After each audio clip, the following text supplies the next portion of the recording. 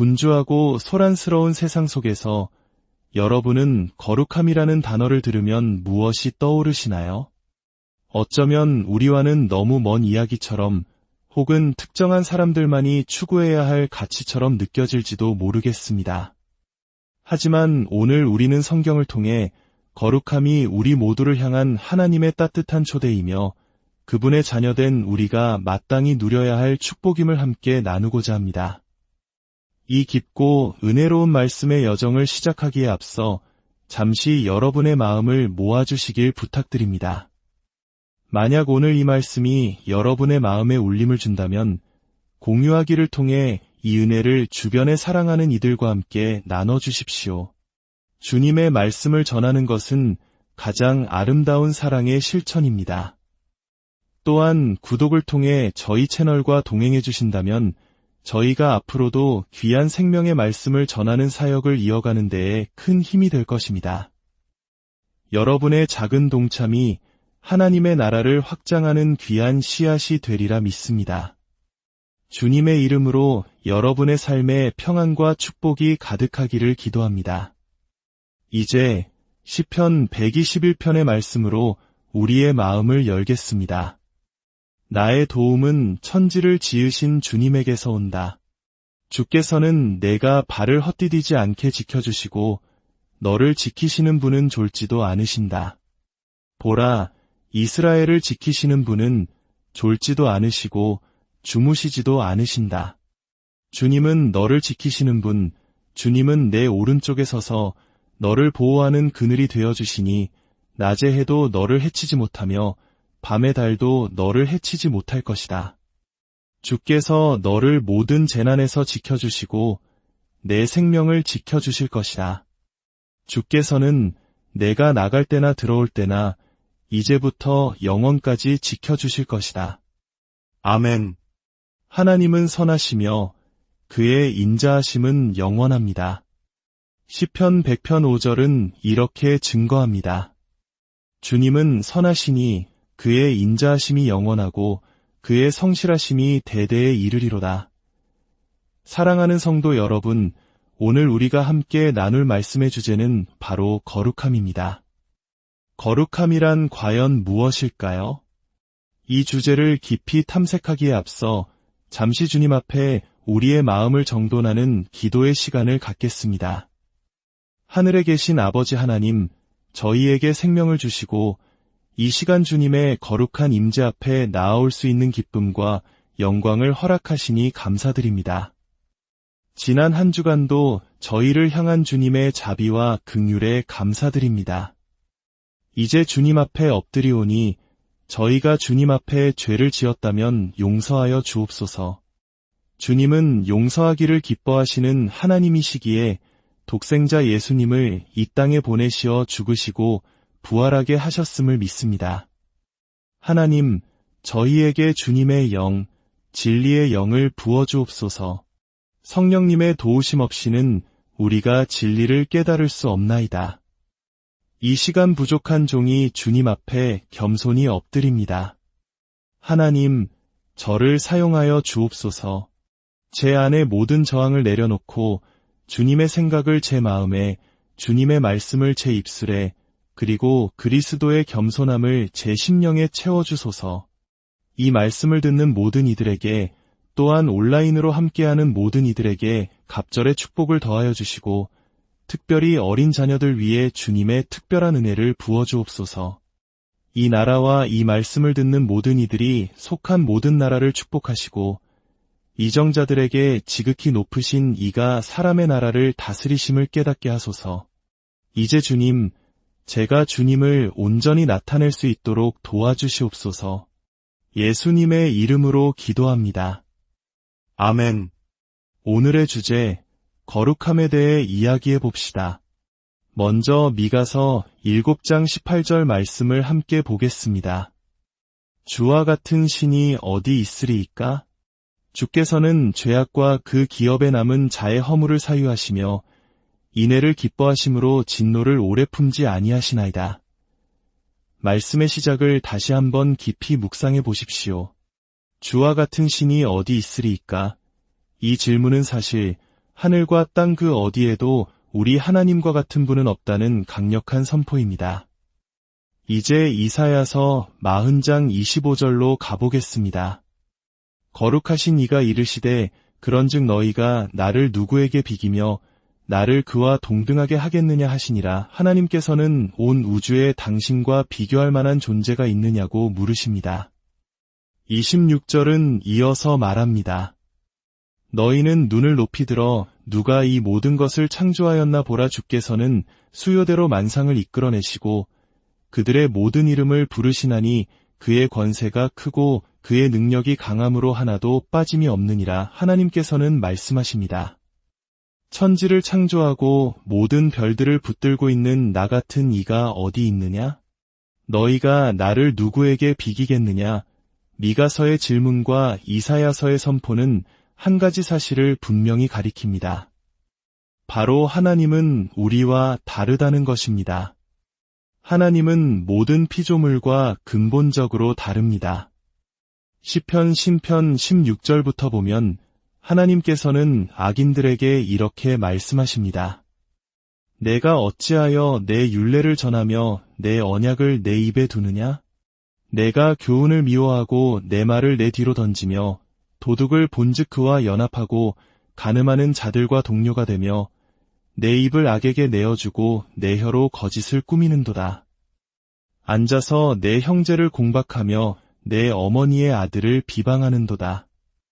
그리고 21절에서 하나님은 결정적인 말씀을 하십니다.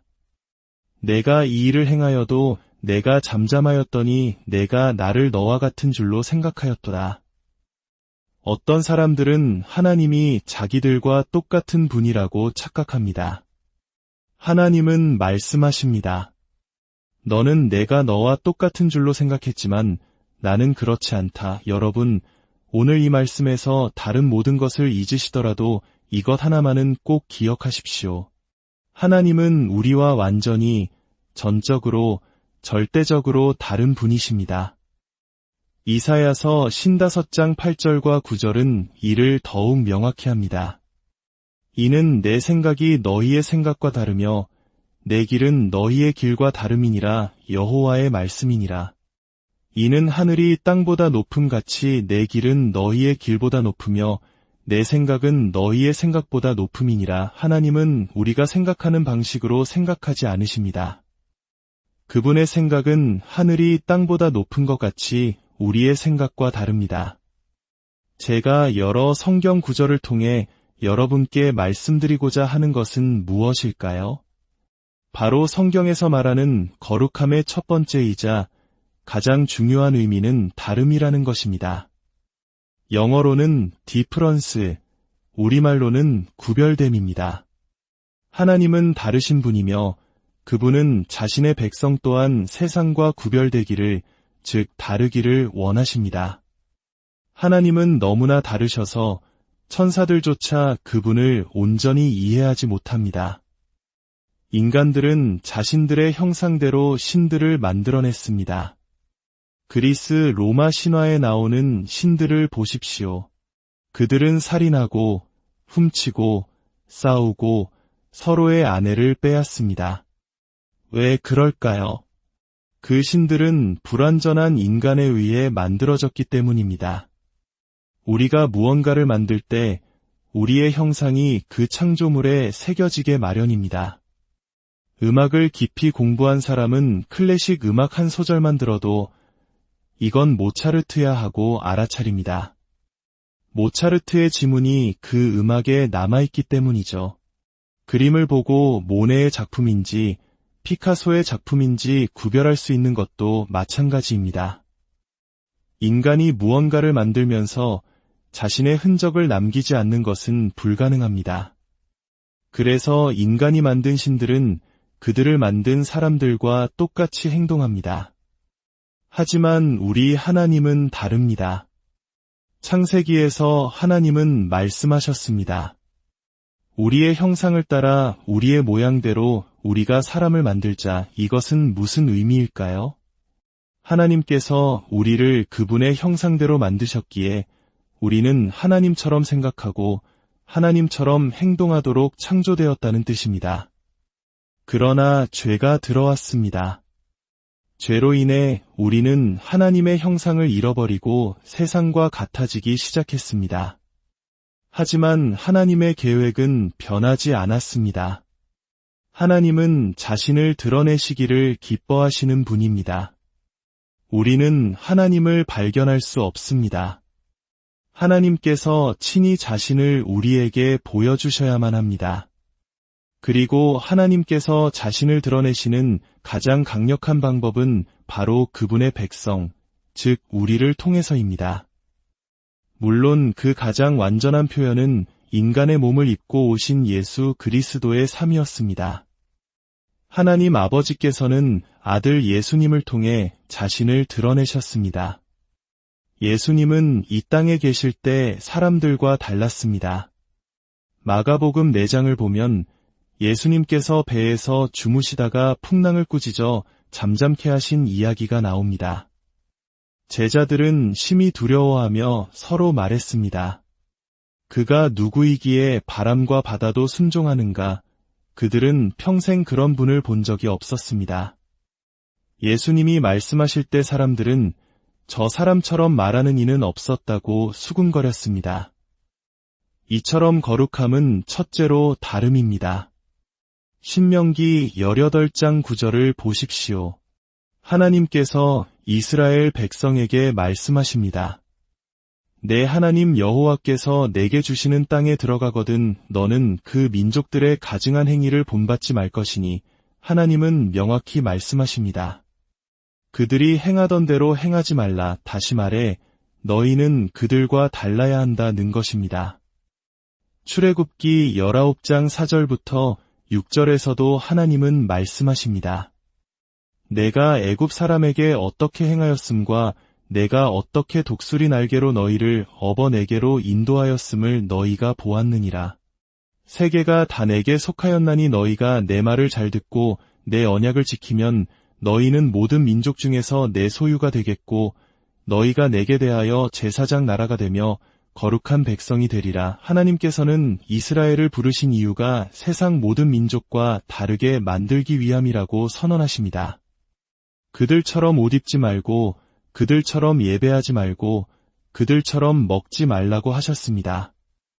왜냐하면 하나님 당신께서 애굽의 모든 거짓 신들과 다르다는 것을 이미 증명하셨기 때문입니다. 이 구별됨에 대한 하나님의 열망은 아모스 3장 2절에서 극적으로 표현됩니다. 내가 땅의 모든 족속 가운데 너희만을 알았나니 하나님께서 다른 민족들을 몰랐다는 뜻이 아닙니다. 이것은 이스라엘이 하나님께 얼마나 특별하고 구별된 존재였는지를 강조하는 표현입니다. 마치 이 땅에 다른 민족은 존재하지 않는 것처럼 나는 너희만 안다고 말씀하시는 것입니다. 왜 하나님은 이토록 다름을 강조하실까요? 레위기 19장 2절이 그 답을 줍니다. 너는 이스라엘 자손에 온 회중에게 말하여 이르라 너희는 거룩하라 이는 나 여호와 너희 하나님이 거룩함이니라. 우리가 거룩해야 하는 이유는 단 하나 우리를 부르신 하나님 아버지가 거룩하시기 때문입니다. 자녀가 아버지를 닮는 것은 당연한 이치입니다.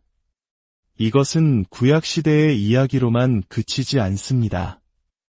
베드로전서 1장 15절과 16절은 신약시대를 살아가는 우리에게 동일하게 선포합니다. 오직 너희를 부르신 거룩한 이처럼 너희도 모든 행실에 거룩한 자가 되라.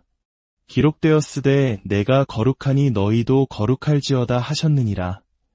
모든 행실에 거룩하라는 것은 우리의 삶의 모든 영역에서 구별되어야 함을 의미합니다. 만약 여러분이 사업체를 운영한다면 그 사업은 세상의 다른 모든 가게와는 달라야 합니다. 정직과 신뢰, 사랑이 넘쳐서 사람들이 이곳은 무언가 다르다고 느끼게 해야 합니다. 왜냐하면 그곳은 하나님의 자녀가 운영하는 곳이기 때문입니다. 우리의 옷차림, 우리의 언어, 우리가 즐기는 문화, 이 모든 것에서 우리는 세상과 구별되어야 합니다. 세상의 유행을 따르는 래퍼들은 그들만의 독특한 스타일이 있습니다. 그들은 자신들이 다르다는 것을 옷과 행동으로 보여줍니다. 하나님께서도 말씀하십니다. 그래, 너는 내 자녀니 너도 달라야 한다. 그런데 하나님의 자녀가 세상의 래퍼와 똑같은 모습이라면 우리는 세상 사람들을 혼란스럽게 만드는 것입니다. 하나님의 자녀는 삶의 모든 영역에서 달라야 합니다. 우리가 세상과 구별되지 않을 때 우리는 하나님의 이름을 헛되이 일컫는 죄를 범하는 것입니다. 십계명의 세 번째 계명은 단순히 하나님의 이름을 사용하여 저주하지 말라는 뜻을 넘어섭니다. 하나님의 자녀라고 주장하면서 그분처럼 살지 않는 것, 그것이 바로 하나님의 이름을 망령되이 일컫는 것입니다. 거룩함은 다름을 의미하며 동시에 분리됨을 의미합니다. 구약시대 제사장의 옷은 거룩한 옷이었습니다. 오직 성소에서 봉사할 때만 입을 수 있도록 구별된 옷이었습니다. 이 성경책은 거룩한 책입니다. 우리는 이 책을 함부로 대하지 않습니다. 이 예배당은 거룩한 건물입니다. 세상의 오락을 이곳에서 즐기지 않습니다. 하늘과 땅의 하나님을 예배하기 위해 구별된 장소이기 때문입니다. 고양이는 새끼 고양이를 낳습니다. 만약 고양이가 강아지를 낳는다면 우리는 무언가 심각하게 잘못되었다고 생각할 것입니다. 그런데 어떻게 거룩하신 하나님께서 세상을 닮은 자녀를 낳으실 수 있겠습니까? 무언가 잘못된 것입니다. 그리고 그 잘못은 결코 하나님께 있지 않습니다. 하나님은 자신의 종류대로 열매를 맺게 하십니다. 바나나 나무는 바나나를 맺고 사과나무는 사과를 맺습니다. 그렇다면 하나님의 자녀는 어떤 열매를 맺어야 할까요? 바로 하나님의 형상, 즉 거룩함의 열매를 맺어야 합니다. 거룩하신 하나님은 거룩하지 않은 백성을 만드실 수 없습니다. 그렇다면 하나님께서 우리에게 요구하시는 거룩한 삶이란 구체적으로 어떤 삶일까요? 그것은 바로 하나님의 십계명에 나타나 있습니다. 하나님의 율법은 거룩하며 그 율법은 이 땅의 방식이 아닌 하늘의 삶의 방식을 반영합니다. 로마서 3장에서 사도 바울은 유대인들이 다른 민족들보다 나은 점이 무엇이냐는 질문에 이렇게 답합니다. 그런즉 유대인의 나음이 무엇이며 할례의 유익이 무엇이냐 범사에 많으니 우선은 그들이 하나님의 말씀을 맡았음이니라. 유대인들을 특별하게 만든 것은 바로 그들이 하나님의 율법, 즉 그분의 거룩한 뜻을 맡았다는 사실이었습니다. 사랑하는 형제 자매 여러분, 하나님께서는 새 하늘과 새 땅을 준비하고 계십니다. 그리고 그곳에 들어갈 백성을 준비하고 계십니다. 그곳은 죄가 없는 거룩한 곳이기에 그곳에 들어갈 우리 또한 죄에서 벗어나 거룩하게 되어야 합니다. 이것은 마치 스위스 영주권을 얻기 위해 그 나라의 언어를 배워 시험에 통과해야 하는 것과 같습니다. 하나님께서는 우리를 새 하늘과 새 땅의 영원한 거주자로 삼으시기 위해 우리 안의 죄를 제거하시고 우리를 거룩하게 하고자 하십니다. 베드로전서 2장 9절은 우리를 이렇게 부릅니다. 그러나 너희는 택하신 족속이여 왕같은 제사장들이여 거룩한 나라여 그의 소유가 된 백성이니. 우리는 거룩한 나라의 백성입니다. 일주일 중 단 하루, 안식일 몇 시간만 거룩한 것이 아니라 일주일 내내 24시간 내내 거룩한 나라의 백성으로 살아야 합니다. 우리의 평범한 일상 속에서 우리의 직장에서 거룩함을 드러내야 합니다. 우리의 삶이 세상 사람들에게 본이 되어 그들도 우리가 믿는 하나님을 갈망하게 만들어야 합니다. 그래서 예수님께서는 너희는 가서 모든 민족을 제자로 삼아 내가 너희에게 분부한 모든 것을 가르쳐 지키게 하라고 말씀하셨습니다. 우리가 그들을 가르쳐야지 그들에게서 배워서는 안 됩니다. 우리가 어떻게 옷을 입고 어떻게 먹고 어떻게 자녀를 양육해야 하는지 세상에 가르쳐야 합니다. 그러나 너무나 많은 경우 우리는 이스라엘 백성들처럼 우리도 다른 나라들처럼 왕을 주소서라고 외치며 세상과 같아지기를 원합니다. 우리가 세상과 같아지는 순간 우리는 거룩함을 잃어버리고 거룩하지 않은 것은 무엇도 하나님의 나라에 들어갈 수 없습니다. 이제 말씀을 맺으려 합니다. 어떻게 우리가 이 거룩한 삶을 살아갈 수 있을까요? 우리 자신의 힘으로는 불가능합니다. 갈라디아서 5장은 육체의 일과 성령의 열매를 분명하게 대조합니다. 음행과 더러움, 우상 숭배와 술 취함 같은 육체의 일들은 우리가 하나님의 도움 없이도 자연스럽게 행하는 것들입니다. 그러나 22절과 23절을 보십시오. 오직 성령의 열매는 사랑과 희락과 화평과 오래 참음과 자비와 양선과 충성과 온유와 절제니 이 같은 것을 금지할 법이 없느니라. 잘 들어보십시오. 이것은 성령의 열매이지 나의 열매가 아닙니다. 우리가 스스로 사랑과 기쁨, 평화를 만들어내려고 애쓴다면 우리는 좌절감에 빠질 뿐입니다. 이것들은 성령의 열매입니다.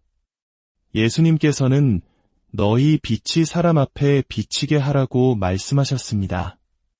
너희가 빛나라가 아니라 너희 빛이 비치게 하라고 하셨습니다. 이것은 우리가 스스로를 드러내는 것이 아니라 우리 안에 계신 그리스도의 빛이 우리를 통해 비춰지도록 하라는 의미입니다. 성경은 우리에게 열매를 맺으라고 말하지 않습니다. 그리스도 안에 거하라고 말합니다. 그러면 그분께서 우리를 통해 열매를 맺으실 것입니다. 우리가 해야 할 일은 무엇일까요? 바로 내려놓음, 즉 항복입니다. 우리가 우리 자신을 내려놓을 때 성령 하나님께서 우리 안에서 일하시며 우리가 할 수 없는 일을 행하십니다. 오늘 이 시간 하나님의 은혜로 거룩한 삶을 살기 원하시는 분이 계십니까? 단순히 안식일 2시간이 아니라 일주일 내내 하루 24시간 동안 하나님의 자녀답게 구별된 삶, 거룩한 삶을 살기 원하십니까? 그것이 바로 그리스도의 삶이었고 우리 하나님의 본성이십니다. 이제 잠시 눈을 감고 고개를 숙여주십시오. 사랑하는 하나님, 우리를 이 높은 기준으로 불러주시니 감사합니다. 창조 때부터 우리의 모습이 당신을 닮기 원하셨음을 압니다. 죄가 들어왔지만 주님은 결코 기준을 낮추지 않으셨습니다. 오히려 복음을 통해 우리가 원래의 그 기준에 도달할 수 있는 길을 열어주셨습니다. 우리가 부족하여 거룩하지 못한 삶을 살았음을 고백합니다. 우리의 사업을, 우리의 가정을 거룩하지 못한 방법으로 이끌었음을 용서하여 주옵소서. 이 말씀을 통해 다시 한번 우리를 깨우쳐 주시니 감사합니다. 혹시 이 자리에 오늘 말씀을 듣고 내가 하나님으로부터 그분이 부르시는 거룩한 삶으로부터 너무 멀리 떠나 있었구나. 이제는 진심으로 돌아가고 싶다고 결단하는 분이 계시다면 조용히 마음속으로 주님께 고백하십시오. 주님, 제가 돌아가길 원합니다. 이제는 세상의 방식이 아닌 주님의 방식으로 제 힘이 아닌 성령의 능력으로 거룩한 삶을 살고 싶습니다. 하늘에 계신 우리 아버지, 주님은 거룩하신 분임을 찬양합니다. 성경의 어떤 다른 속성도 3번 반복하여 강조되지 않았지만 오직 거룩함만이 그러했습니다.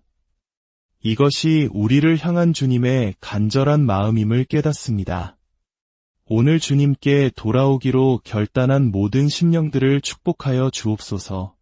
다시는 길을 잃지 않도록 주님의 강한 팔로 붙들어 주시고 주님의 거룩한 품에 안아 주셔서 그 신성한 심장 박동을 느끼며 주님과 동행하게 하소서. 이 자리에 있는 모든 이들과 온라인으로 함께하는 모든 이들을 축복합니다. 이들의 가정과 직장과 자녀들 위해 주님의 거룩한 기름 부으심이 넘치게 하옵소서.